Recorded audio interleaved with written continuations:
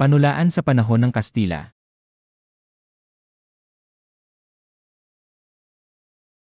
Agenda. Kurido at awit. Pagkakaiba ng kurido at awit. Pasyon at duplo.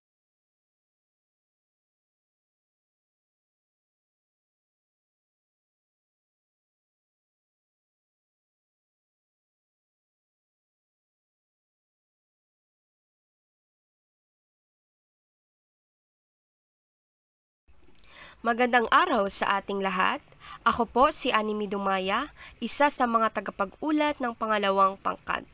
Kaya, halina't samahan niyo kaming manood, makinig at matuto. Panulaan sa panahon ng Kastila. Bago dumating ang mga Kastila sa Pilipinas, ang mga ninuno ay marunong nang bumasa at sumulat. Ito ay ayon kina Angeles, Matienzo at Panganiban, 1992. Bago pa man tayo sinakop ay mayroon ng sariling sistema ng pagsulat at pagbasa ang mga sinaunang Pilipino. Isa sa pinakakilalang sistema ng pagsulat ay ang baybayin, na kung saan ito ay binubuo ng bawat simbolo na kumakatawan sa isang pantig. Ito ay karaniwan na isinusulat noon sa balat ng puno, dahon, bato at iba pa. Nang pumasok ang abesidaryo ng mga Kastila, ay halos biglang naging mangmang ang mga katutubong Pilipino. Nang ipakilala ng mga Kastila ang abesidaryo ay ang alpabetong Latin na ginamit sa wikang Kastila. Ito ay unti-unting napalitan at nalimutan ang sinaunang sistema ng pagsulat ng mga Pilipino, which is yung baybayin. Sa halip na gamitin at paunlarin ang baybayin, ay pinalitan ito ng mga Kastila noong sila ay dumating sa Pilipinas. Ang mga hindi marunong sa bagong sistema ay itinuring na mangmang kahit na dati ay may sarili ng paraan sa pagsulat.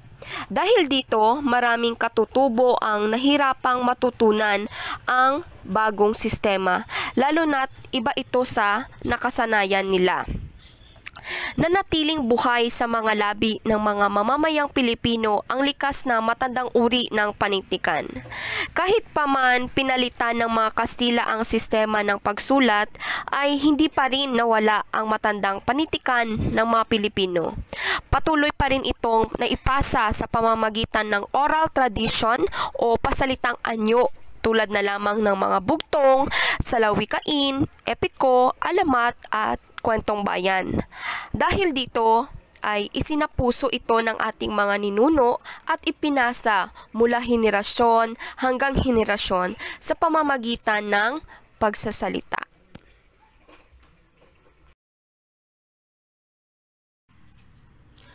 Ang mga unang anyo ng panulaang ito ay may layuning ipalaganap ang pananampalatayang Katoliko, Apostolika, Romano. Dito, ginamit ang panintikan, lalo na ang tula, upang ipalaganap ang Kristyanismo. Hindi naglaon ay nangyaring namalasak ang haluang Kastila-Tagalog sa mga panulaan. Sa paglipas ng panahon, naghalo ang wikang Kastila at Tagalog sa mga panitikan, lalong-lalo na sa tula. Ang mga sumusulat nito ay kinilala sa tawag na Ladino na kababatid ng dalawang wika. Ang tawag sa mga Pilipino noon na Makata na bihasa sa parehong wika na Kastila-Tagalog ay tinatawag na Ladino na naging tanyag noong panahong iyon. Narito ang halimbawa ng wikang Kastila-Tagalog na nagmula sa taludtod na La India Elegante y El Negrito Amante. Ito ay isang dulang patula na isinulat ni Francisco Baltazar. Aver kung siya'y suminta, ngayong ako'y delivita, pagkat ang aking itsura, Kastilat di ita. Ang salitang aver ay nangangahulugang tingnan natin o tingnan mo. Ang delivita naman ay nakasuot ng isang formal na kasuotan. Itsura, ibig sabihin anyo o itsura, mukha o face itself. Ita, katutubo o negrito. Sa tulang ito, ipinapakita ang ideya ng diskriminasyon noon, na kung saan mas pinapaboran ang mga may dugong Kastila kaysa sa mga katutubo. Mas may mataas na antas sa lipunan ang dugong Kastila, mas pinapahalagan sila kaysa sa mga katutubong Pilipino. Isa pang halimbawa nito ay ang salamat na walang hanga ni Bagong Banta. Nakakikitaan din ng wikang Kastila-Tagalog na kung saan ang paksa o mensahe ng tula ay patungkol sa pasasalamat o papuri sa Diyos. Magandang araw po sa inyong lahat. Ako po si Rahma Kiboy at ako po ang isa sa mag-uulat sa pangalawang grupo. Ang aking iuulat ay patungkol sa awit at korido. Una ay awit. Ano nga ba ang awit? Ang awit ay tulang pasalaysay sa pagkikipag-ibigan at pagkikipagsilapalaran, ngunit ang mga tauhan ay walang sangkap na kababalaghan. So, ang awit ay isang tulang pasalaysay. Kapag sinabing tulang pasalaysay, ito ay kakikitaan ng iba't ibang pangyayari, tagpuan at mga tauhan. At ito ay karaniwang napapaksa sa pagkikipag-ibigan at pagkikipagsapalaran ng isang tauhan. Ngunit ito ay walang sangkap na kababalaghan. Ibig sabihin ay, pag sinabing kababalaghan, ito ay walang halong mga pangyayaring hindi ka panipaniwala. So, ang awit ay may sukat na 12 pantig at ito ay binabasa ng paawit. Ang kumpas o musika ay mabanayad o andante.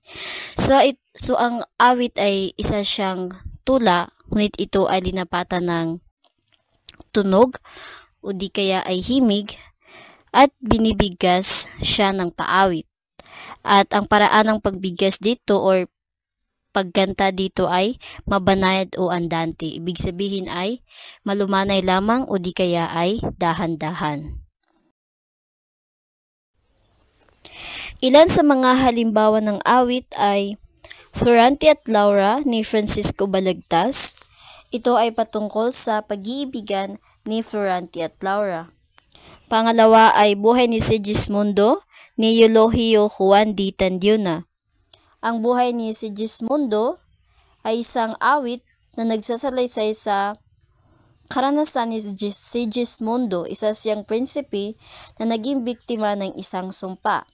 Inilarawan sa awit ang mga pagdurusa at mga karanasan ni Sigismundo, pati na rin ang kanyang paglalakbay upang makuha ang kanyang karapatan at kalayaan mula sa sumpang nagpigil sa kanya.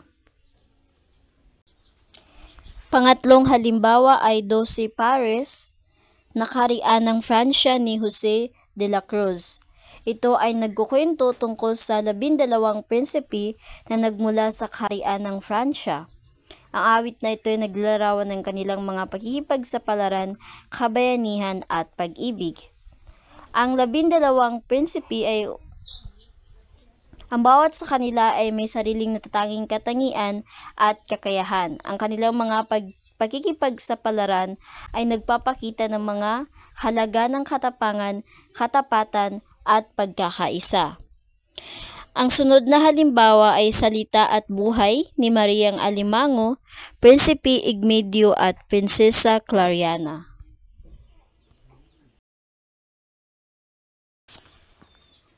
Ang sunod naman ay korido. Ano nga ba ang korido?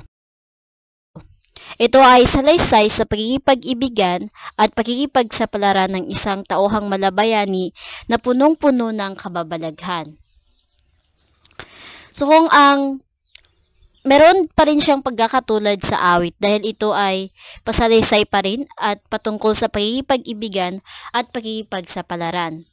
Ngunit ito ay karaniwang natutungkol sa pakikipagsapalaran ng isang tauhang malabayani. So, ito ay karaniwang makikita sa mga epiko dahil ang karaniwang nilalaman ng mga epiko ay mga tauhang malabayani. At ito ay punong-puno ng kababalaghan. So, ibig sabihin ang korido ay maraming pangyayaring hindi ka panipaniwala. So ito rin ay tulang pasalaysay na may sukat na 8 pantig sa bawat taludtod. At ang bawat taludtod at ang bawat saknong ay may 4 na taludtod. Ito ay binabasa ng paawit, ang kumpas o musika ay masigla o alegro. So ang korido, ang paraan ng pagbigas dito ay masigla o alegro. So ibig sabihin ay hindi siya dahan-dahan o di kaya ay malumanay, bagkus ang pagbigas dito, ang indayog ay mabilis o di kaya ay masigla. So ang korido ay karaniwang nagsisimula sa isang imbokasyon na parangal sa Diyos, sa mahal na birhin o mga santo. So kapag sinabing imbokasyon, ito ay ginagawa bilang patnubay. Ito ay ginagawa bilang pagtawag sa Panginoon upang magsilbing patnubay sa isang gawain.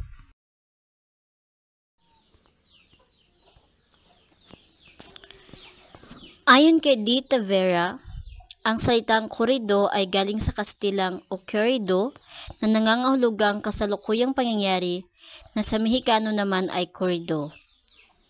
Ito ay ayon kina Casanova Rubin at et al. Noong 2001. Isa sa mga halimbawa ng korido ay ang Ibong Adarna at ang Don Juan Tinioso.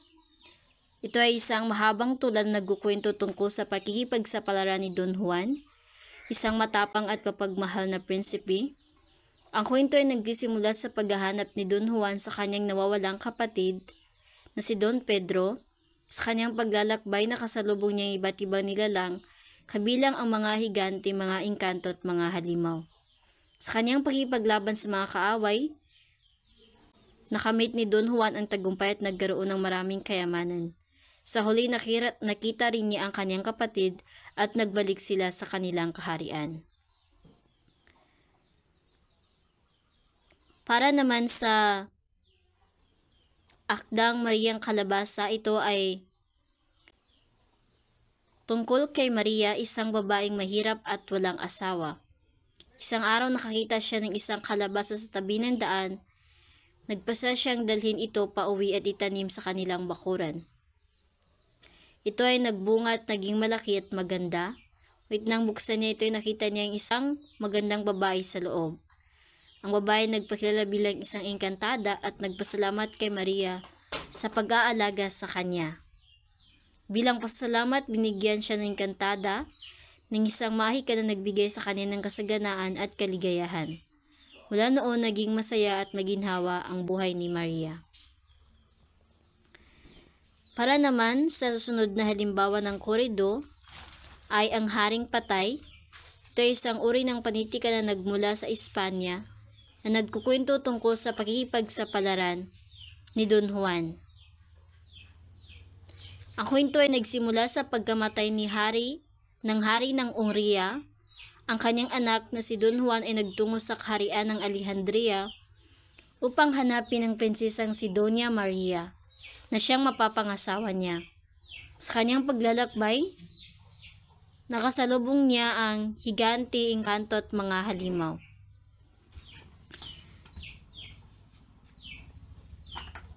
Sa huli, natagpuan din niya ang prinsesa at nagpakasal sila.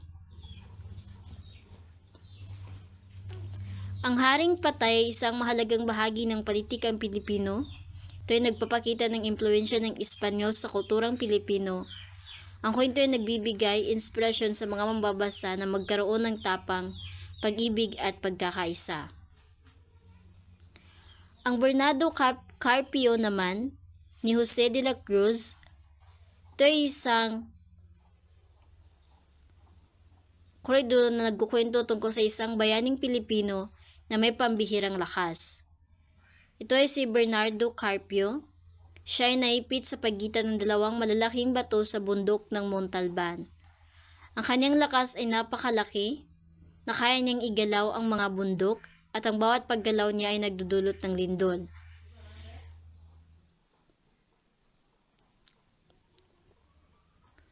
So may iba't ibang bersyon ang Bernardo Carpio.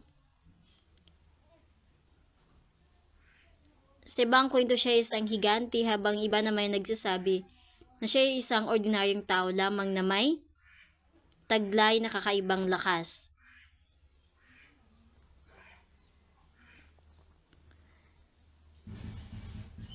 Ito ay nagpapakita ng paniniwala ng mga Pilipino sa mga bayani at sa kanilang pagnanais na magkaroon ng kalayaan. At ang sunod naman ay ang Rodrigo de Villas na akda pa rin ni Jose de la Cruz.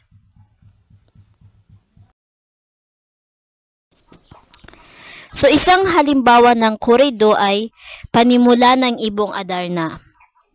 O berhing kaibig-ibig, ina naming nasa langit, liwanagan niya ring isip, nang sa payo'y di malihis. Ako'y isang hamak lamang, taong lupa ang katawan, mahina ang kaisipan, at maulap ang pananaw. Kaya, inang matang kakal, ako'y iyong patnubayan. So, di ba sinabi kanina na ang korido ay isang embokasyon na parangal sa Diyos na kung saan ito ay humihingi ng patnubay sa Panginoon sa isang gawain. Mapapansin sa Panimula ng Ibong Adarna na humihingi siya ng tulong sa mahal na birhin upang maging patnubay niya sa kanyang paglalakbay. So sinabi niya na liwanagan ang kanyang kaisipan upang ang payo ay hindi mawala sa kanya. Dahil siya ay isang taong lupa ang katawan, ibig sabihin parang sinabi niya dito na isa lamang siyang simpleng tao lamang na kung saan ay mahina ang kanyang kaisipan at marami ang gumugulo sa kanyang pananaw. Kaya humingi siya ng tulong sa mahal na birhin bilang patnubay sa kanyang paglalakbay. So mapapansin din natin sa halimbawa ng koridong ito ay meron siyang 8 pantig sa bawat taludtod at sa bawat saknong ay may 4 na taludtod.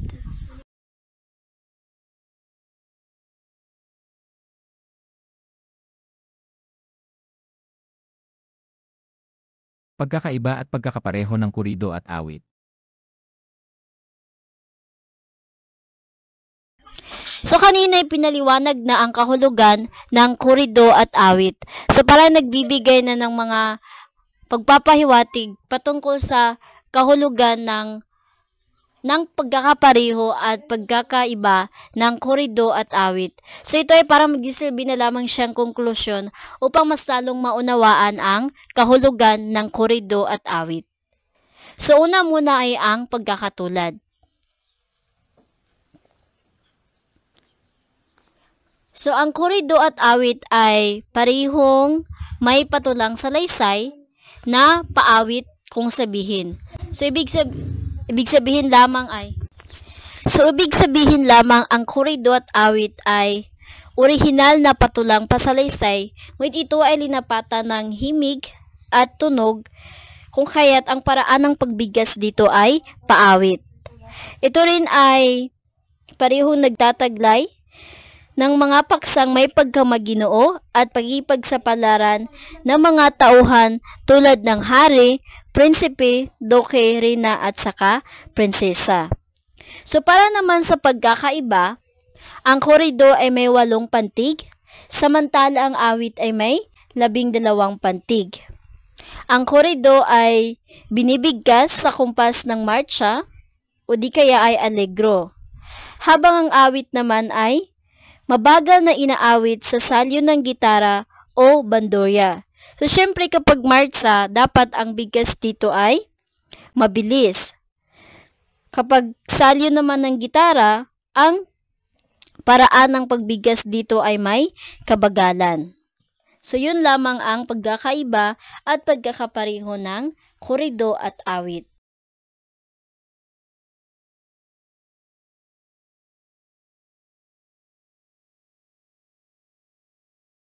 Mga manunulat ng kurido at awit.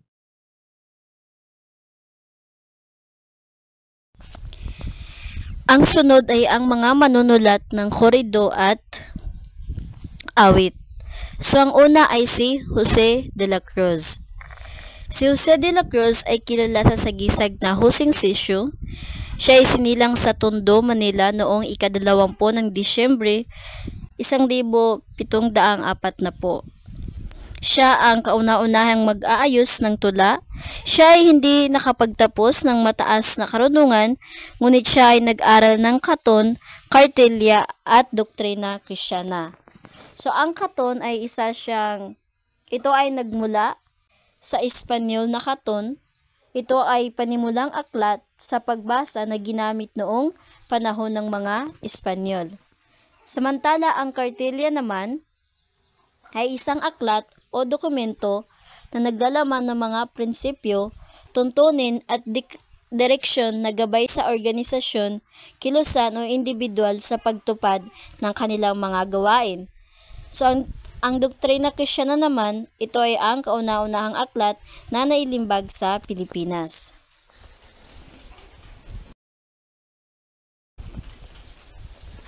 Si Jose de la Cruz ay kilala rin siya. Siya ay binansagang hari ng mga Makata sa Katagalugan. At siya ang kumatha ng historya famosa ni Bernardo Carpio, 12 Pares de Francia, Rodrigo de Villas, Adela, Ferrante at Laura at saka Clavila. Sunod naman na manunulat ay si Ananias Zorrilla. Si Ananias Zorrilla ay isa sa mga pangalang nakakabit ng korido sa kasaysayan ng panitikan sa Pilipinas. Ang kanyang akda ay Domo Ines at Principe Florenio. Siya rin ang unang sumulat ng diksyonaryo Hispano-Tagalog noong 1880.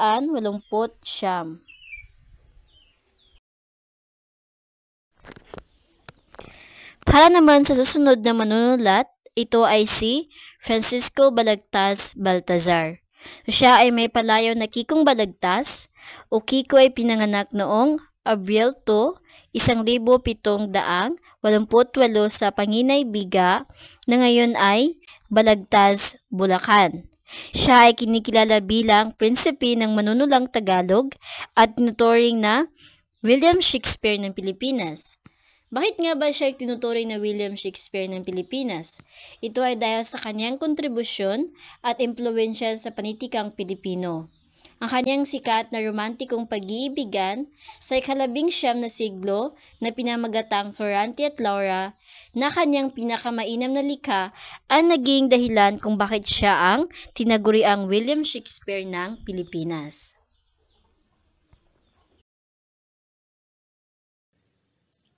Isang mapagpalang araw sa ating lahat. Ako si Binibining Jennifer Castillo Magnabihon at ngayon ay tatalakayin ko ang patungkol sa pasyon, karagatan at duplo sa panahon ng Kastila. Ang pasyon ay isa sa pinakamalagang anyo ng panulaan sa panahon ng Kastila. Ang pasyon ay patulang salaysay na naglalarawan sa buhay at pagpapakasakit ni Hesukristo. Ito ay naawit tuwing Kwaresma bilang bahagi ng tradisyon ng mga Kristiyano sa Pilipinas. Ang pasyon ay may sukat na 5 taludtod at 8 pantig. Halimbawa nito ay ang mga himalang gawa ni Jesus, panganganak kay Jesus. O Diyos sa kalangitan, hari ng sangkapuluan, Diyos na walang kapantay, mabait, lubhang maalam, at puno ng karunungan. Yon ang isang halimbawa ng pasyon sa panahon ng Kastila.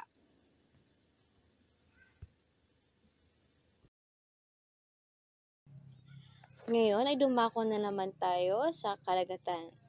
Ang karagatan ay nagmula sa isang alamat na isang singsing na kung saan nahulog sa dagat at ang sinumang binatang makakakuha nito ay may gantimpala mula sa isang dalaga. Isa itong narong patula ng mga dalaga at binata na pinapaksay pagliligawan. Ang karagatan ay ang patulang itinatanghal na madalas rin ay isinasagawa sa mga lamay bilang aliwan. Ngayon ay dumako naman tayo sa panghuli, ang duplo. Ang duplo ay isang patulang paligsahan ng katalinuhan sa pagtula, karaniwang may tema na relihiyon o moralidad. Ang duplo ay pinangungunahan ng isang hari na tinatawag na punong halaman. Ang mga manlalaro nito ay ang mga bilyaka para sa babae at bilyako para sa lalaki.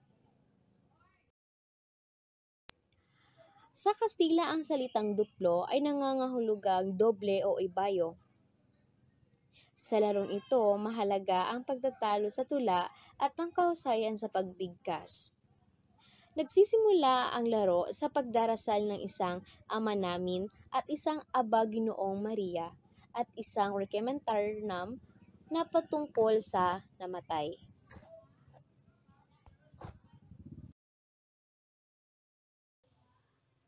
At para sa konklusyon, ang panulaan sa panahon ng Kastila ay hindi lamang nagbigay aliw, kundi naging mahalagang bahagi ng pagpapalaganap ng Kristyanismo at pagpapalawak ng kalaman sa Pilipinas. Bagamat ito ay may matinding impluwensya ng mga dayuhan, ito rin ay naging daan upang lumitaw ang mga makatang Pilipino na nagbigay hugis sa ating kasaysayan at kultura. Maraming salamat sa inyong pakikinig.